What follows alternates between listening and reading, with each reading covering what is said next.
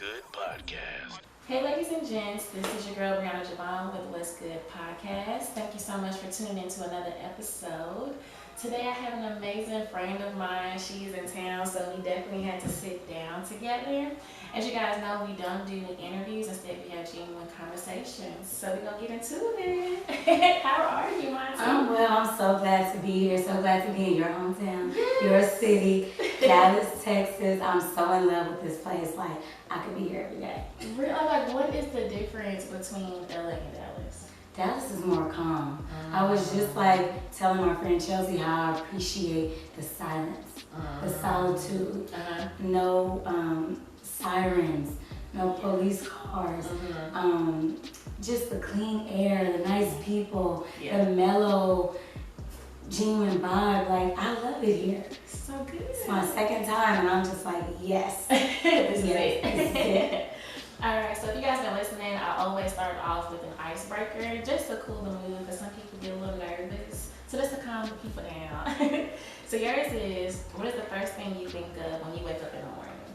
Besides your alarm. I have to thank God. Yes. I'm barely opening my eyes. Like, thank you, Lord, for allowing me to see another day. And then, when I make up the bed, I start thinking about what I need to do for the day, and then I get into deeper prayer in the bathroom or on my way to work. Good. Okay, so what is your ritual from waking up in the morning to making up your bed, brushing your teeth, getting everything together to when you get into the car?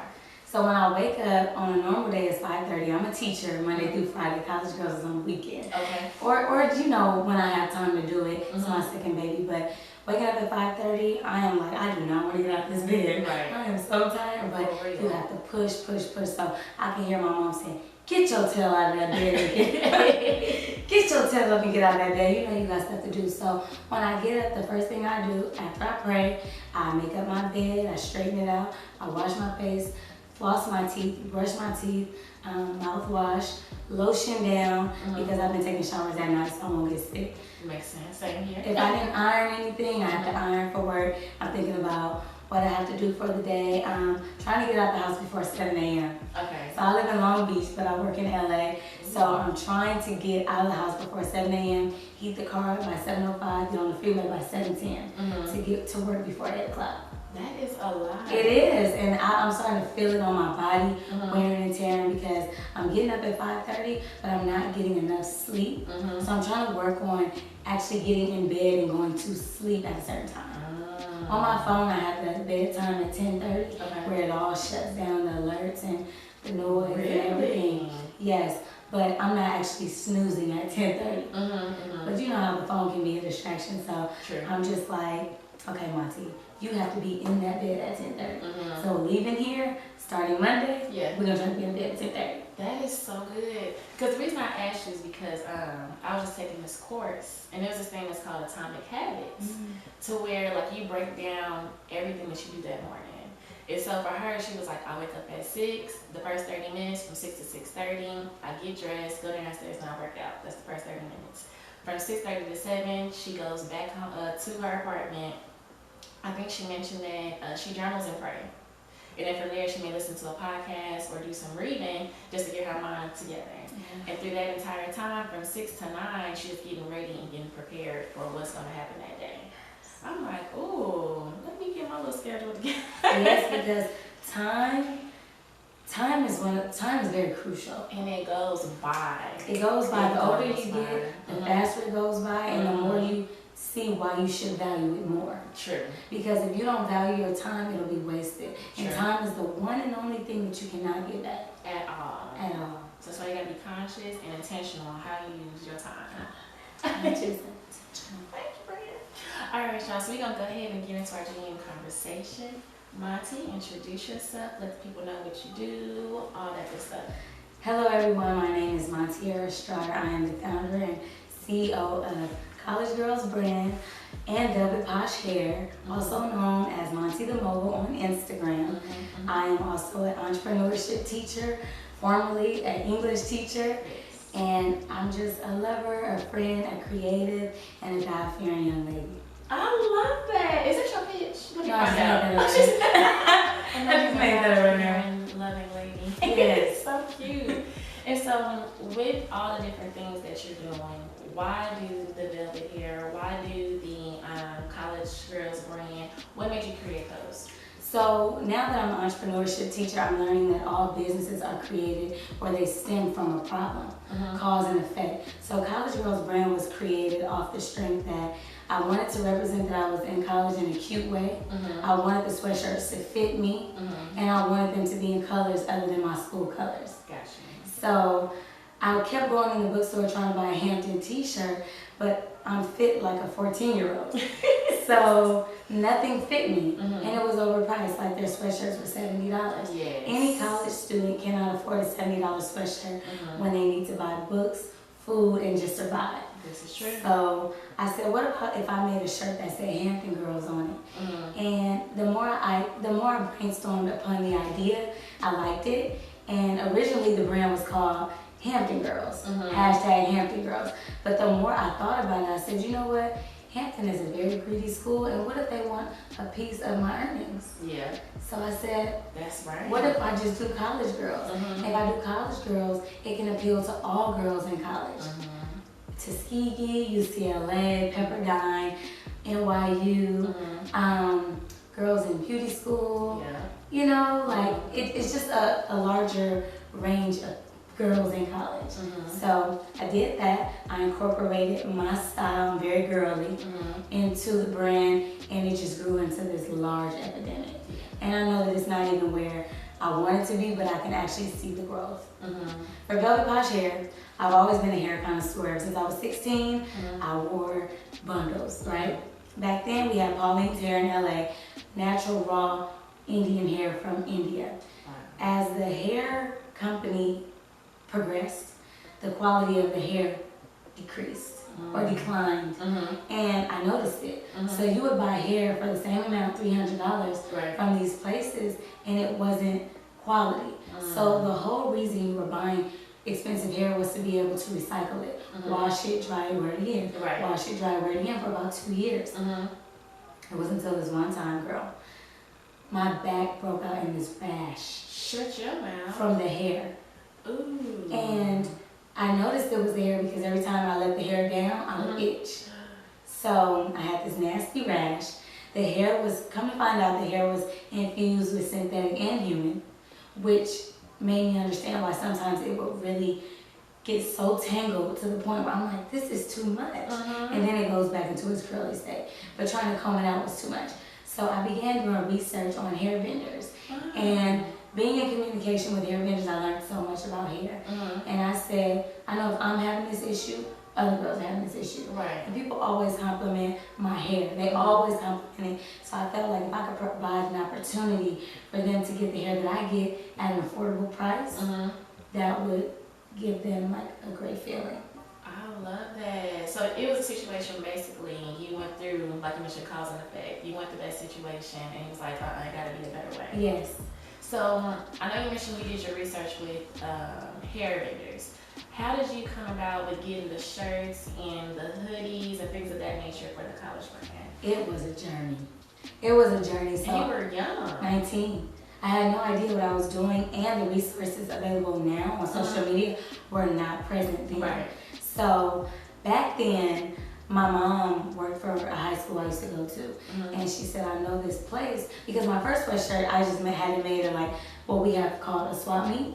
So you tell them what you want, the words, and I bought the sweatshirt and I told them the words I wanted to be heat pressed on there, very generic. And I said, I want the girls to be having the lipstick at the end. Super cute. Super cute, right? The sweatshirt total was like $25.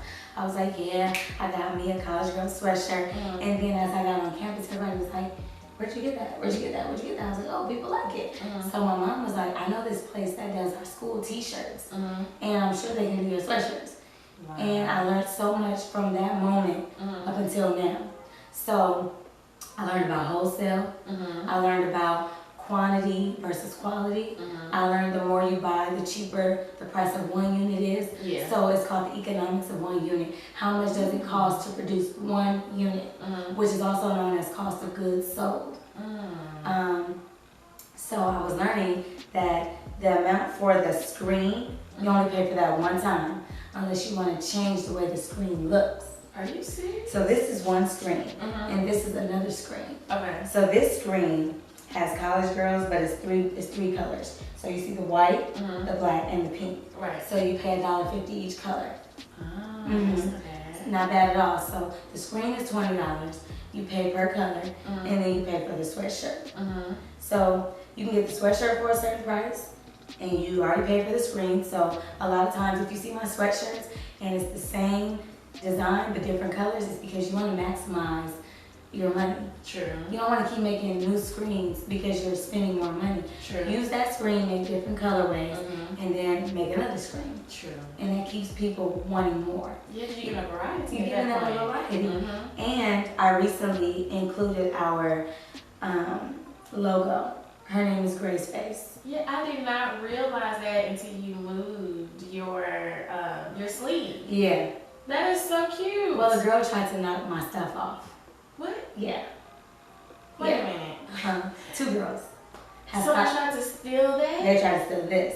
Uh-uh. So if you don't have the Grace Face on your college girls now, it's not from me. You better put your brand on there. Yeah. So how did this character come about? Grace Face came about because every brand has a face, right? Mm-hmm. I didn't want it to be my face, but I wanted it to represent who I am. Mm-hmm. So when Barbie came out, Barbie was not looking like this. This is true. It wasn't until customers who looked like us Mm-hmm. started complaining that their daughters didn't have a mirror of who they were to play with. This is true. So Grace Face represents any woman of color. Mm-hmm. And although College Girls brand is not a woman of color's brand, Mm-hmm. it did derive from a woman of color. Yes, and I want right. that to be known. Uh-huh. So Grace Face will have friends in the future Yes. of diverse backgrounds. Zoe is going to be Asian. Esmeralda is going to be Hispanic. Oh. Yeah, so I do plan to have the college girls Mhm. in a book series and everything like that. Look at you. So you already thinking toward the future of Oh. where you want Yes. college girls to go. Ever since the first day, I want pencils, backpacks, folders, dorm room attire. I want Yes. robes, bonnets. I want luggage. You remember going to college and how that was? Girl going back and forth from Houston to Dallas. You need your I college don't even girls luggage. have that luggage anymore because it was so bad. Yes, But it's a struggle. yes. So everybody talks about elevation, but certain people don't have a plan set in place. You have a legit brain. I mean, like a plan to get to where you want to be. Is it something that you just journal sometimes? I'm like, ooh, that thought came about. Let me write it down. So I mean, you have a lot that you want to do with the pencils, the luggage, all that good stuff.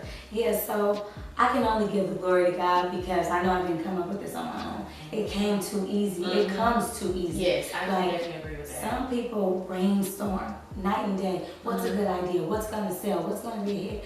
I literally don't do that. Mhm. It can just, I could be driving on the freeway and I'm like, boom, boom, cooking pasta, boom.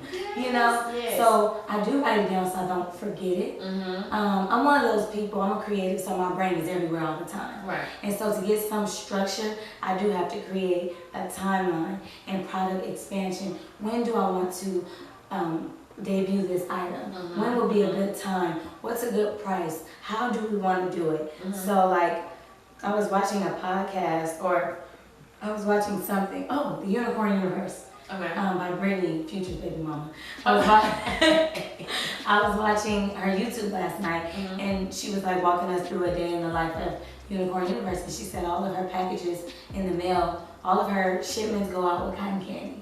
And I'm like, it's the simple things that really set your business aside from other businesses and make your consumers really fall in love with your business even more. True. So even if I throw a pencil, a college girl's pencil in there, or a college girl's button pen, or an ink pen, anything, it's gonna make them feel good. Sure. And that's my whole goal, is to make my people feel good. Because Nice. the worst thing you can do is gain this audience and lose them. True. You know? That's true. So, yeah, I do create timelines, and I don't always follow through with timelines, but once I make it visual, I know that it has to go. And since College Girls is my only real life plan, Right. like, I'm a teacher, but that was never in the plan. That's part of God's plan. Right. But this College Girls thing, it has to work. So anything that I feel like can help grow the brand, I'm gonna do. So what do you like choose? Like, okay, I really want to do this. This may not be the time, so let me just put this to the side. Whatever's affordable. I feel that. I feel Because I am a self-proclaimed brand, yes. self-funded, yes, and yes. whatever I cannot afford does not happen anymore. I used to be one of those people who squeezed every dollar and penny into my business, doing the wrong things, commingling my money, using college girls' money to get my hair done, using velvet posh money to get college girls' sweatshirts. You are not going to survive that way. Yes. You're always going to be this hamster in a wheel, running the same race. Yes. And it's not until you make that a priority to separate your money and designate certain money for certain projects and certain moves is when you'll see actual growth. Okay, because now you done said something that, because that's what I'm currently going through. So how do you separate it? Different accounts. I used to didn't do that. I did not do that at first. I used to feel like at 19, college girls' money was my money. No. Because at that time it was just a hobby. Yeah. Right. It was like, I'm making cute sweatshirts. I'm in college. People love it. This is going to be great. Right. Yes. So definitely separate your money. I know it can be hard sometimes, but you need to set aside a budget. Create a budget. How much does your business need to pay you? How much do you feel like your time is worth? Right.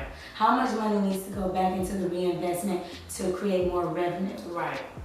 How much do you need to set aside for product expansion? So when I first started, I had sweatshirts and t-shirts. Then I had yoga pants. Yeah. Then I had sweatpants. Then I had duffel bags.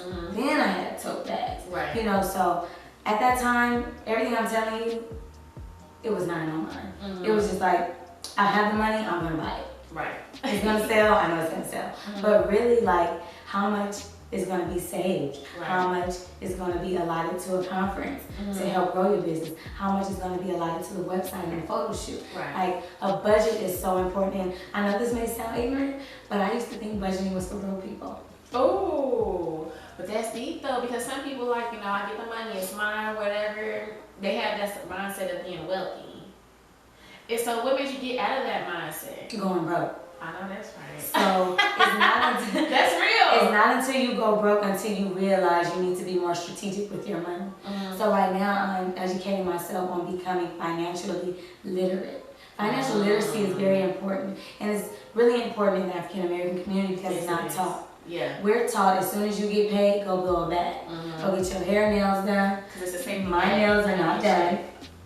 Let me tell you, these eyebrows, this is just a filler. I need to get these eyebrows done. Yes. But that's some truth to that though. Yes. The more you budget, the more you recognize the value of money. You can see money working for you, and you can see money diminishing. So the $200 that you just spent on your Jordans, that $200 could have produced 20 sweatshirts that could have made you $500. Financial literacy is very important in the Black community because I feel like you only know what you were taught growing up.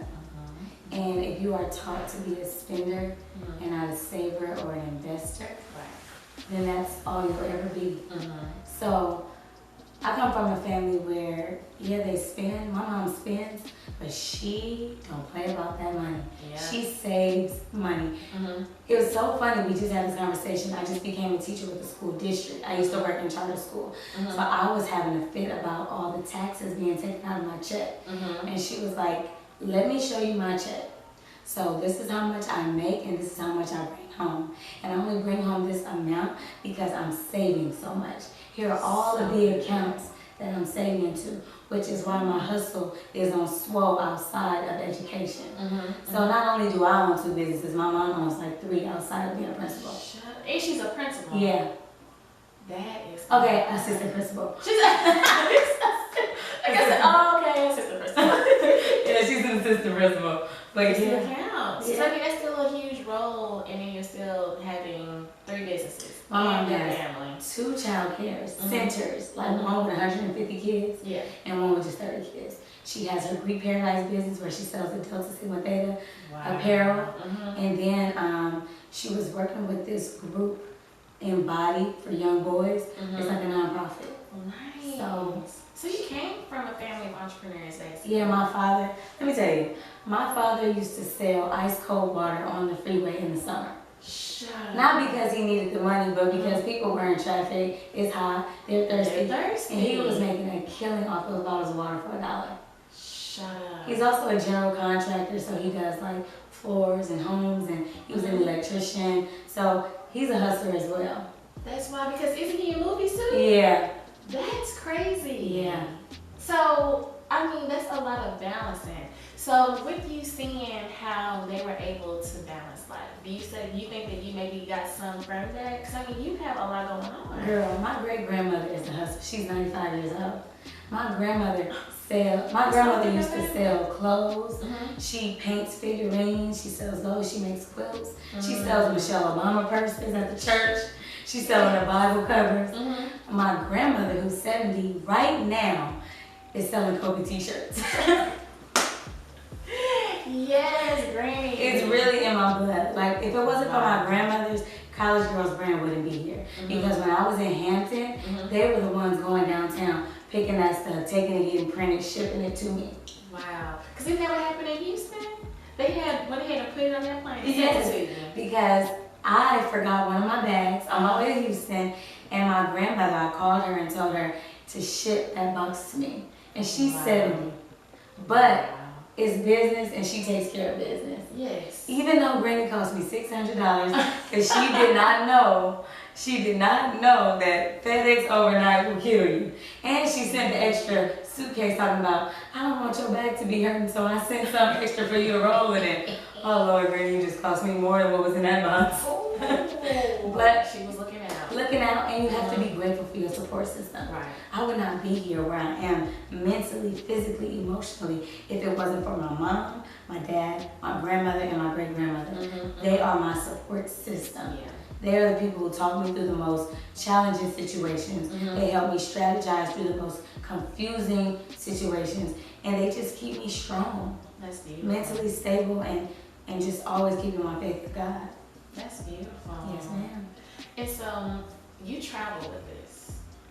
I mean, when I say travel, you travel with this. Yeah. How many states do you go to for the College Girls brand to sell it? So this is actually my second tour. Okay. So my first tour was actually that first day in Houston. Okay. At the homecoming. Yes. TSU. That was a lot of fun. That was a lot of fun.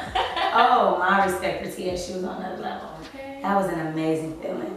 Shout out to your alma mater. For real. That was my first time. So that tour, I learned so many lessons. That leaving that box was lesson number 1. True. Each tour date, that first tour, I learned valuable lessons. So I went to Houston, I went to Oakland, Dallas, Atlanta, DC, well not DC, Maryland at Bowie State. Los Angeles is my hometown. And I want to say there was one more city. Did I say Dallas? You did? Oh, it was one more city. Okay. And I don't know what it was, but I went to 7 cities. Wow. This second tour, I've been to Seattle, LA, my hometown, Oakland, Dallas now. I'm supposed to go to DC, but if I can't afford it, I'm not going. It be like that. Because when I looked at those tickets, they were $600. God. And when I do the tour, you have to consider all costs. You have to consider the flight, the Uber, which is transportation. You have to consider your food, your hotel. So in this situation, I was lucky because the hotel costs, there was none. Right. Because I'm staying with my friend Chelsea. Shout out to Chelsea. Shout out to Chelsea Gray. This whole space. Chelsea. And Chelsea has been my mean of transportation. So even though I try to pay Chelsea gas money, she's like, no, we are friends. Still gonna give her something out. Yeah. But yeah, like I gotta pay somebody. Nothing is free. True. Her gas, her time, it's her weekend. So yes, I'm traveling, and my next stops, if I don't go to Bowie, in DC or Maryland, I will be going to Atlanta on the 28th. Okay. And they have a new date in Chicago in April. So I'm really excited for Chicago. And one thing about the tour, there's balance. Some tour dates are amazingly profitable. They're huge metropolis cities. And some cities are just mellow and brand new. Like Dallas, this is the second annual. Seattle, it was their first time. So if you don't know, I travel with the Black College Expo. Yes, that's what I'm gonna get to. How did you pick up this type of tour? Because after trial and error, product development and research, I learned what didn't work and what did work. So before I traveled, I tried to do the campus reps. If I knew a girl who went to a certain school, I would recruit them, interview them, and try to train them on what you need to do to be a vendor at events on campus and in your local city. Those people were not, I'm not gonna downplay them, maybe I didn't train them well, but I've encountered a multitude of issues with products being missing, money being missing, dishonesty, lack of motivation. It was hard for me to continue to check in with them to make sure they were doing everything that they needed to do.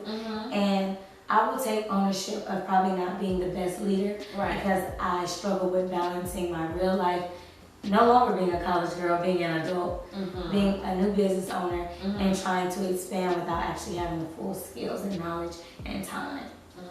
Yep. So we cut out the campus rep situation. One day I plan to do the campus rep situation, but in a different way. So the strategy would be like, you're your own entrepreneur, and we're like Avon, and you purchase your products, and the price that you put on it is your price as long as I get my wholesale cut. True. So that way you have more motivation because you purchase these products with your money, and you need to get your money back and more. And so it's also a way for girls to no longer be broke in college. That is good. Get some money in your pocket because there's some broke days in college. Many. Yeah. Many top ramen, sharing. Yes. Improvising, stretching. Budgeting. Yes. It's real. We know all about it. Yeah, so that's good that you give opportunities for those college girls. Because like you mentioned, it's a brand. Yeah. And okay, so this is just something that I noticed yesterday with you being that Power Queen. You were telling the young ladies who were purchasing, reach out to me if you have questions about college. If you need some assistance, reach out to me. Would you consider that still, being open? I'm not just a brand, I'm also a person at the same time. Yes, my heart is open. My mind is open. When I went to college, I didn't have a mentor. Right. My mom was my mentor. But imagine if you have someone who's closer to your age, who's already experienced everything you're about to experience. So how to choose a major, how to choose your friends. I used to do the College Girls Seminar at the Boys and Girls Club and at different high schools, and I'm looking to restart that, but it's all about strategy. You have to make the time, make those connections, really set it up. So I want to do that again. I used to have a host of panelists who were girls, my friends, college girls, who were in college, and they're sharing their experiences through diverse backgrounds. So I went to a HBCU, but some of my friends or panelists did not. So some of the topics that they discussed were being the minority at PWI and the culture shock and how they had to find the Black community on campus and get involved with the Black Student Union. So it's just an array of opinions and advice, and it appeals to all people. Yeah, just to be relatable. Yeah. Okay. And then for the Black Expo, just to get a little bit more deeper into that, was it a situation where somebody reached out to you and was like, hey, we saw that what you're doing, would you like to be a part of the tour? How did that come about? So I would wait for them to come to LA. Okay. And I didn't know they toured. Oh. So had I known this 4 years ago, 5 years ago, I would have been on tour since college, since graduating college, and maybe the brand would be further. But had I done that, I would never become a teacher. True. So, he is very strategic on what he does in our life. Yes, because I would wait for them to come to LA, and as serious as I am now with the Black College Expo, I wasn't that serious. So I didn't know the Black College Expo opened up at 9. I was arriving at 10 o'clock. Oh. It already started. So while the vendors are already up doing their thing, you're unpacking. 2 years of not maximizing profits until I heard someone say, are you going to Atlanta? Are you going to DC? I'm like, no, what's that about? They're like, we travel. So that little tiny ounce of information helped me grow my business. And since I travel with them, they've even lessened my vendor fee by $75. That's really good. Yeah, because I don't only do LA, so I created a relationship with them. Yes. And relationships are everything. Relationships will literally take you to the next level or stop an opportunity. Yeah. So be mindful of the way you treat people, talk to people, and do what you say you're going to do, if not more. Yeah. So that was great. And I'm so grateful for this tour because it gave me hope again. There were times where I was just so down and out about the next move of the business because I knew I had a great idea, but it wasn't coming into fruition the way I planned. I saw what it could do in college. Right. And then when I got out of college, trying to find a new strategy, trial and error. I was getting to a place of like, not depression, but in a sense it was depression because I'm like, I'm trying everything I need to do and it's not working. Right. And God was like, boom, the tour. Right. So there was a time where I was like, I'm taking a year off. I took a whole year off. I was exhausted mentally, financially, emotionally drained. Yeah. Drained. Crying real tears that Kylie Jenner is selling lip gloss out in 2 hours and I'm selling college girl t-shirts and can't figure out where to go. Literally, I cried real tears. Yeah. So it's a journey. Don't ever think it's going to be perfect. Don't ever compare yourself to anyone else. That's very important. Everyone's journey is different no matter if you're in the same industry or you seem like you're very similar. Your journey is different. I love it. Embrace every aspect of your journey. Yes. Learn from every aspect of your journey, from customer feedback to suggestions to you take in suggestions too. Yeah, I do because I'm not trying to please me. I'm trying to please you because I need your money. Ooh, that's deep. I have to please you. You know that saying, the customer is always right? Yeah. They're always right because it's their money. True. And if one customer feels like that, imagine how many other customers feel like that. And so your business is only as successful as connected you can be to your consumer. Look at you dropping these nuggets. If you are, thank you. And this is all through like experience. This is what I'm learning. If you don't listen to the person paying you or the person who could potentially be paying you, you could be losing out on so much money. Because somebody that's telling you that another person or several other people could feel the same way. The voice of the people. You missing all that money. You have to listen to the voice of the people. Why should you be at home trying to figure out what they want as opposed to listening to what they want? True, and it's right there in your face. Right there, just listen. True. If you just listen in most situations, you'll come out on top. Because one of the girls yesterday, she had mentioned crew necks. Remember I was just saying, I love crew necks too. So that was like a really good example that a lot of people could feel like that. But if you don't hear from one person, you won't know. But if you do hear from that one person, you may want to take into consideration. Exactly. And the funny thing about that comment was we only used to sell crew necks. We just started selling hoodies on the tour. Shut up. It was the College Girls Campus crew neck.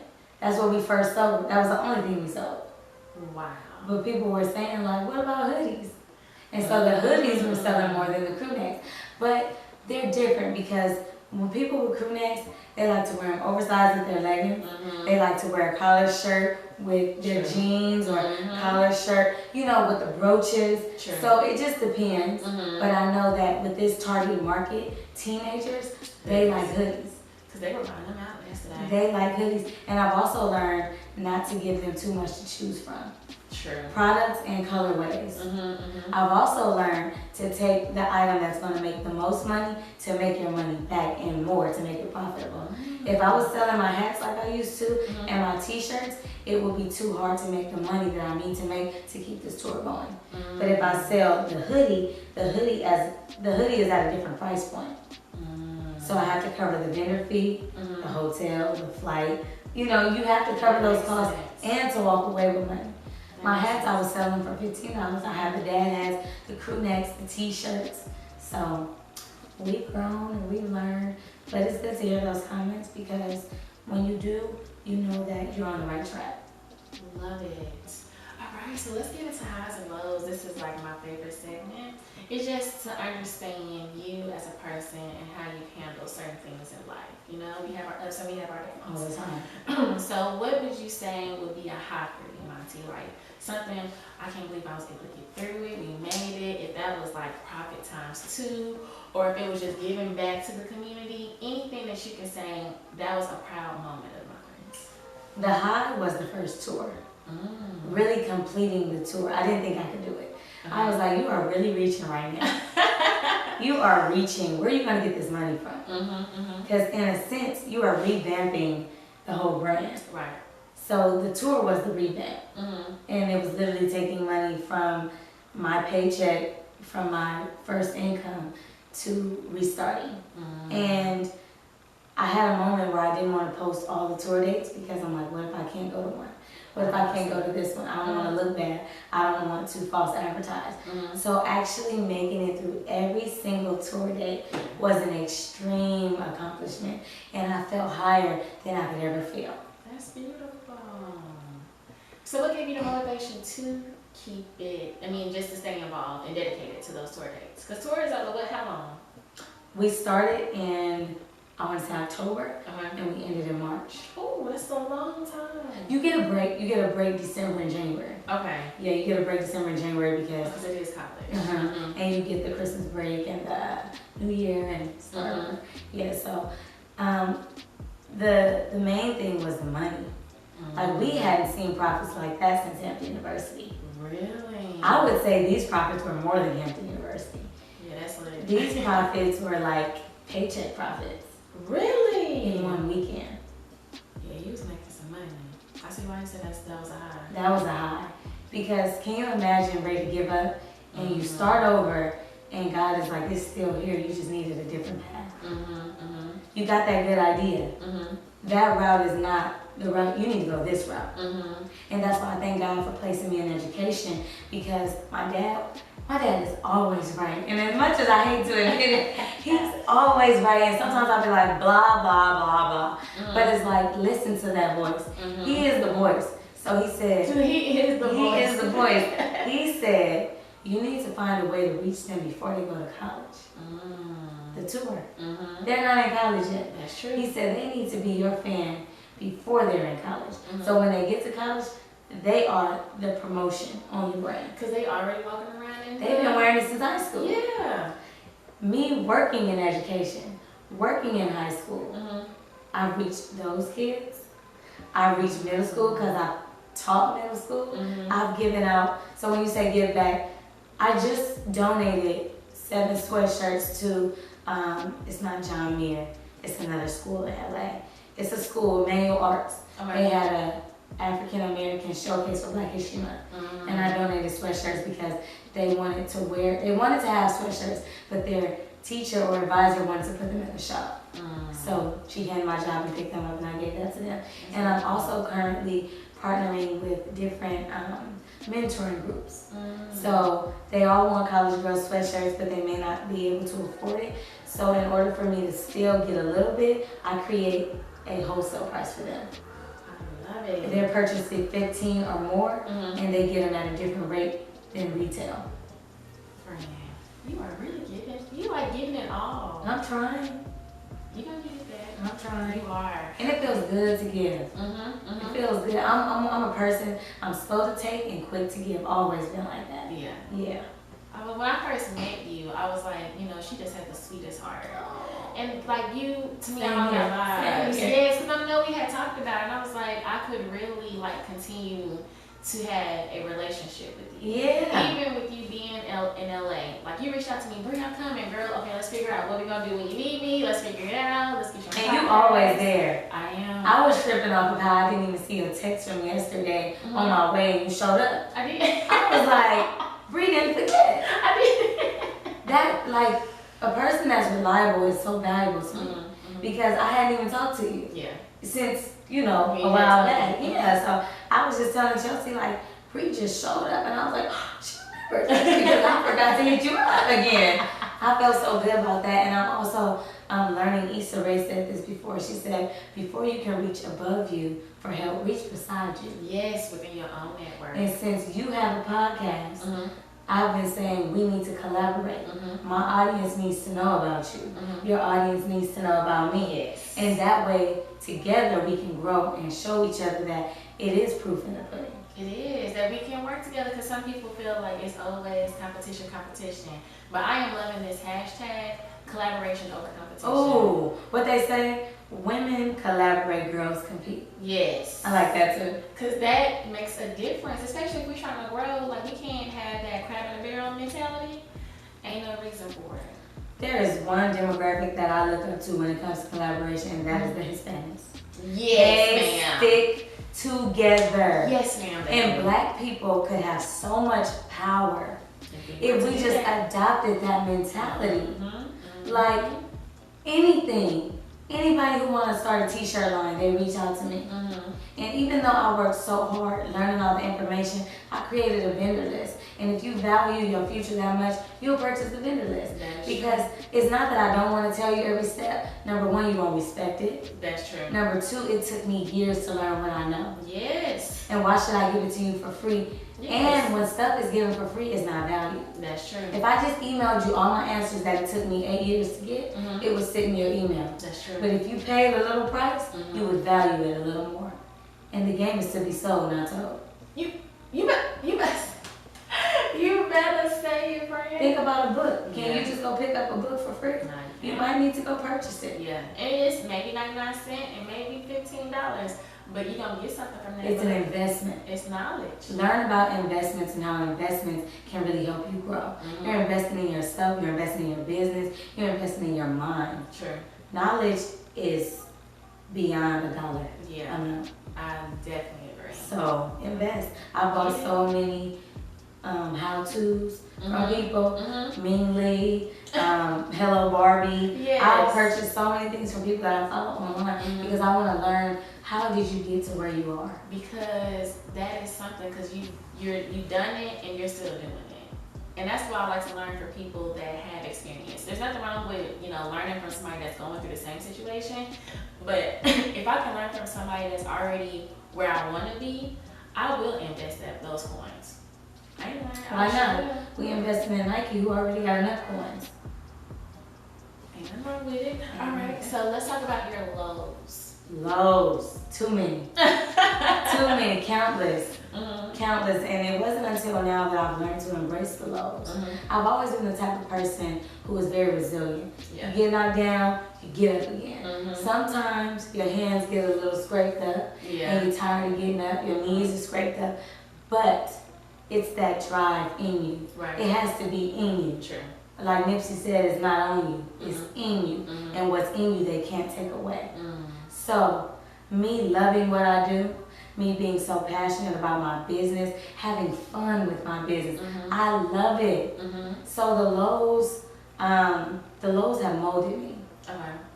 Molded me to appreciate money, appreciate time, appreciate experience, and learning. I've learned through my lows to never stop learning. Yeah. You always have to be a student to your craft. Being a student to your craft, being front row and center in the classroom is number one. Because if you don't pay attention to the things that you experience, you'll keep experiencing the same thing.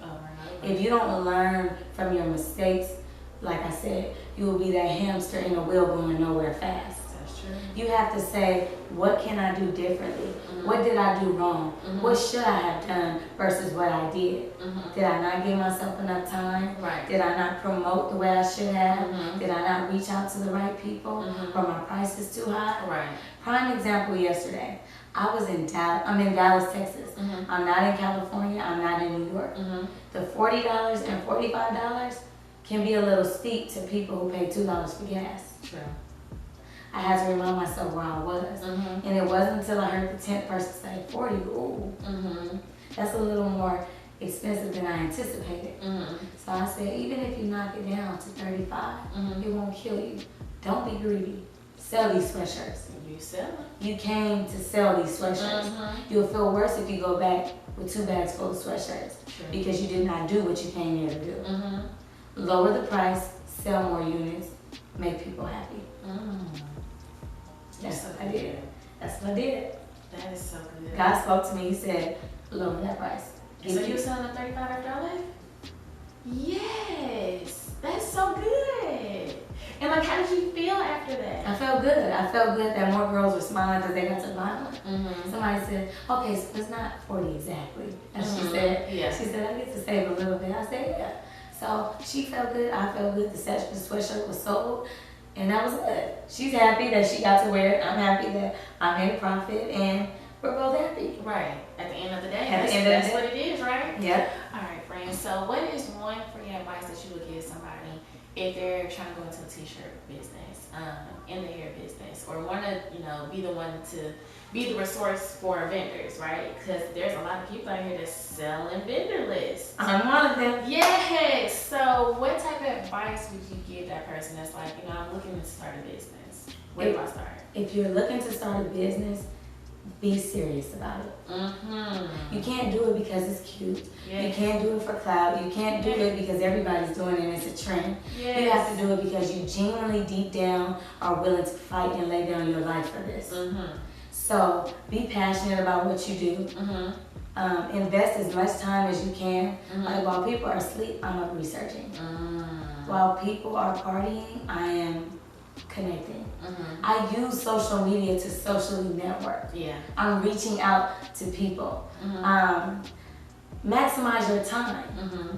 I learned that I was spending too much time doing nothing. Mm-hmm. Sometimes, not all the time. Mm-hmm. I have to tell myself, you're still 27, enjoy. Mm-hmm. But if you keep scrolling and seeing the same thing, do something else with your time. This is true. So, connect with people. Be nice to people. Mm-hmm. Being kind can open up doors you never imagined. This is true. So when you're kind to people, they're more prone to share information with you. Mm-hmm. Mm-hmm. And it's not what you do, it's how you do it. True. So even if you choose to sell hamburgers, In-N-Out is different from Five Guys. Mm-hmm. Five Guys is different from McDonald's. McDonald's is different from Burger King. Mm-hmm. Burger King is different from Carl's Jr. Mm-hmm. They all do the exact same thing That's true. in different ways, Mm-hmm. at different price points. They reach different audiences. Mm-hmm. A person like me wouldn't dare eat a McDonald's burger. Not yet. But I will pay for the quality and the customer service at In-N-Out Five Guys. Yeah. So definitely be a student to your craft. Mm-hmm. Put it first all the time. You're not too good for anything. Mm-hmm. No event is too small. Yeah. Nothing is unattainable. Mm-hmm. And if you have a strategy, which is a plan in place, it can work. Always create 3 plans, A, B, and C. Mm-hmm. One will work. That is good. I like that. Yes, All right, so what's upcoming for you, and how can people get in touch with College Girl Brand, Velvet Posh Hair, if they want to get the vendor list? How can people get in touch with you? So you can follow me at Montie the Mogul on Instagram. Mm-hmm. Mogul means one of all, Jane of all trades. Yes. That is I'm what trying to you figure mean. out how to do that instead of saying Jack of all trades. Jane of all trades. You're a woman. Yes. You can follow me on Instagram. You can follow at College Girls Brand and shop with us, www.collegegirlsbrand.com. Our site is currently being